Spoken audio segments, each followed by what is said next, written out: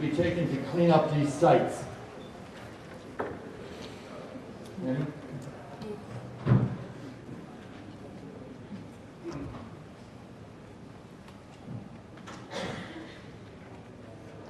That's a very good question. It's an insurmountable task. As I told you, I've witnessed this delayed process over 30 years as an activist in this area.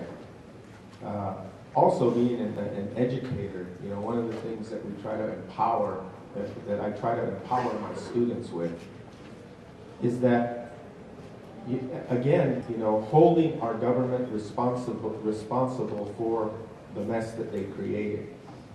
Holding, you know, weaning this corporate welfare that allows this type of destruction to the land and the people to occur.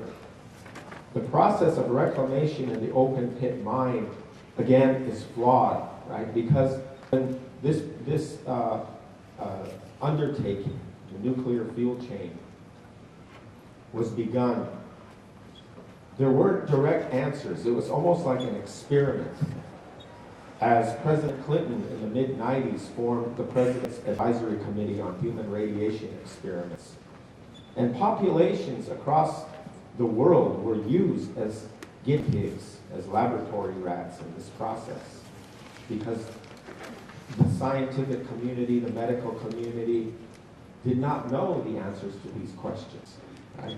We're still studying the impacts of the detonation of the atomic bombs on Hiroshima and Nagasaki in the Pacific Islands and atolls where these nuclear weapons were tested. The soil, land, the water, you know, we as scientists like Bruno know, you know, there's two opposing viewpoints as to what's a safe standard and what's a dangerous standard. There's no conclusive evidence that can be reached, right, by these watchdog organizations and governments that we have to adhere to as people. So, you know, the question is still out there. What is safe, right? We hear from corporate America that is sometimes allowed by nation states like the U.S. to conduct their own studies and to monitor themselves, you know? Kind of like having Colonel Sanders watching the chicken coop.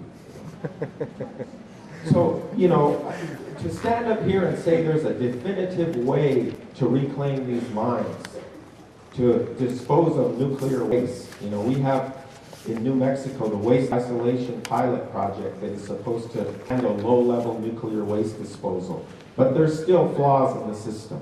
Yucca Mountain hasn't been opened as a permanent repository site because there's flaws in the geological formations and other issues there in transporting and hauling this nuclear waste to the site. So that is $1 million question. How do we safely reclaim these areas that have been contaminated in the past? How do we address groundwater and surface water cleanup? You know, the questions are still out there. You know, and to stand up here and say that there's positive areas of the world that have been successfully reclaimed or decommissioned is yet to be found. But again, these are the educational pursuits that we need to fully understand and to draw conclusion to the question that was just raised. Thank you.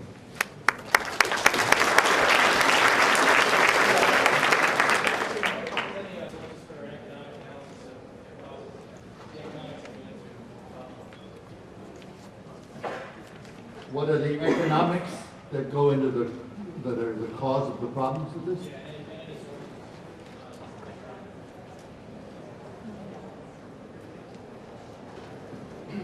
Well, this industry, the nuclear power industry, is notorious for being unable to attach a cost that's actually accurate. It's the cost of construction of these facilities was on average 200 times more than it actually turned out to be. So the cost of managing nuclear waste, which has which will have a half life on the order of hundreds of thousands to millions of years. It's a little like asking if the pyramids were filled with nuclear waste, what would that cost of management amount to? Because we would still be managing the pyramids, which are only 5,000 years old. We would still be, as a society subsequent to that, we would still be managing that toxic legacy. The cost is not a cost that will be borne on your generation, but your children's children's children. And it will be a lot like Russian dolls, where packaging within packaging within packaging over extensive geological periods of time. So it's very difficult to, truthfully say what that cost will be. We have just one more speaker, and then we'll get that.